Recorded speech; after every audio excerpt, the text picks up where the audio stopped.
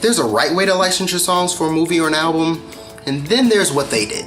A buddy of mine was helping a friend find inspirational tunes for their movie and asked me if I had any. I sent over an MP3 of a demo I was working on with the full intention to go back in and touch up the vocals if they liked it.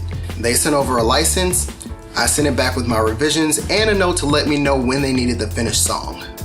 That was the last I heard about it, and then I just ultimately forgot about it. Fast forward a couple of years, I signed up for a trial run of Tidal and did a search of my artist name to make sure that my tunes were in there. What else did I find?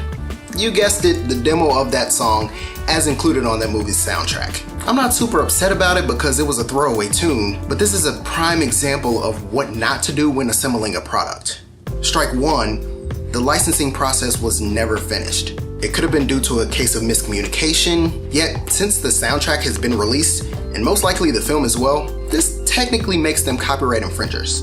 If I was petty and had deep pockets, I would send a cease and desist letter, get the film and soundtrack pulled down from every distribution channel, and sue for damages since I've seen no royalties. I literally couldn't care less, but I legally could do so if I wanted to and win. Proper protocol is to get the license signed by both parties or at least a memo of understanding before the release date. And each party should have a copy of the license. It's also an added courtesy to put the licensor on notice whenever the product is released.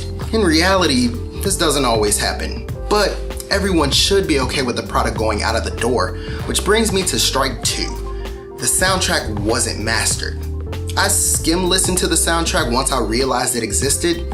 While I will refrain judgment on the other songs included, I could tell by the second or third song that the album wasn't mastered. The volume levels were too low on some songs and too loud on others, and the EQ levels were all over the place. Proper protocol, get the entire product mastered. This will ensure that the product sounds polished and sonically comparable to other professionally released music. Strike three, the masters they used were MP3s. I can hear every mastering engineer clutching their pearls right now. The only file they received from me was the demo in MP3 format. It's on me that I sent over incomplete vocals, but it is a big no-no on their end for using an MP3 file as the master. Proper protocol, use uncompressed files like WAV and AIFF. It's just like photos. You can decrease the quality of a high-resolution audio file, but it does not work the other way around. What did we learn? Don't cut corners when it comes to your product. On the creative side, make sure that it is properly mixed and mastered.